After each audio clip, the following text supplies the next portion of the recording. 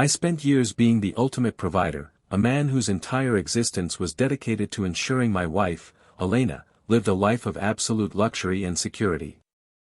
I treated her like a queen, believing our marriage was a sacred bond that would withstand any storm.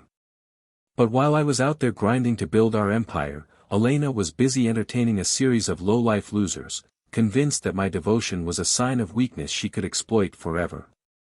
The betrayal wasn't just a mistake, it was a systematic desecration of everything I stood for. I discovered her infidelity through a chillingly casual text she sent to her lover, mocking my boring reliability and bragging about how she could manipulate me into buying her anything she wanted. My heart didn't just break, it hardened into a weapon of pure, cold justice. Instead of giving her the dramatic confrontation she expected, I chose a path of silent, surgical retribution. I realized that a woman who views a loyal man as a meal ticket doesn't deserve even a crumb from his table. I meticulously documented every cent she squandered on her illicit flings and initiated a divorce process that was as swift as it was devastating.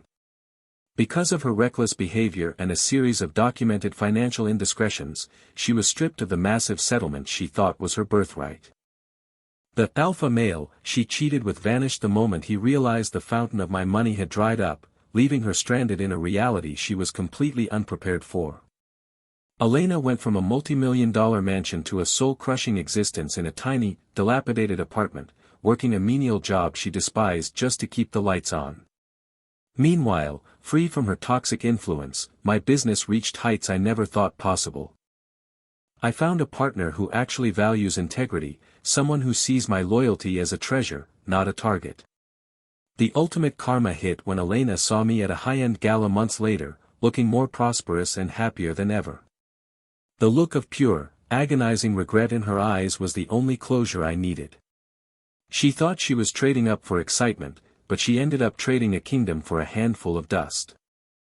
She learned the hardest way possible that when you betray a good man, you don't just lose him, you lose the very foundation of the life you took for granted.